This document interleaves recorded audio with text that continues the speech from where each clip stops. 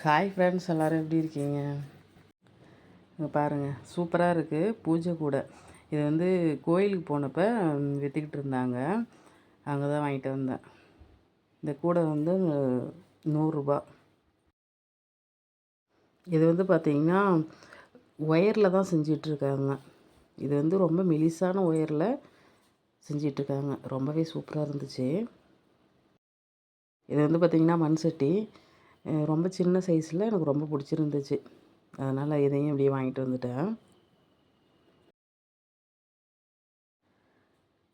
இதில் வந்து பார்த்திங்கன்னா ரொம்ப அதிகமாக வந்து குழம்பு செய்ய முடியாது. நம்ம வந்து கொஞ்சமாக செய்யும்போது இதை யூஸ் பண்ணிக்கலாம்.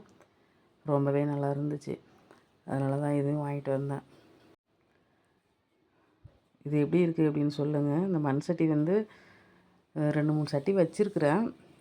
இருந்தாலும் இது அதை விட ரொம்ப சின்னதாக இருந்துச்சு. அதனால் இதை வாங்கிட்டு வந்தேன். இந்த பூஜை கூடையில் பார்த்திங்கன்னா இன்னும் டிசைன்லாம் வச்சு பின்னுறாங்க. ஆனால் இவங்களுக்கு வந்து இது ஒன்று தான் பின்னுறதுக்கு தெரியும். அவங்க வந்து தெரிஞ்சவங்க தான்.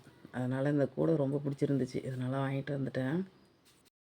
இந்த பூஜை கூடை வாங்கினதுலேருந்து ஒரு நாள் கூட இன்னும் கோயிலுக்கு எடுத்துகிட்டு போகவே இல்லை. வேறு ஒரு கூடை வச்சுருக்கேன். அதில் எப்படி எடுத்துகிட்டு போயிடுவேன். இந்த பூஜை கூடையும் மண் சட்டியும் எப்படி இருக்குது அப்படிங்கிறதையும் சொல்லுங்கள். இந்த வீடியோ பிடிச்சிருந்துச்சு அப்படின்னா லைக் பண்ணுங்கள், சப்ஸ்கிரைப் பண்ணுங்கள். நன்றி, வணக்கம். தேங்க்யூ.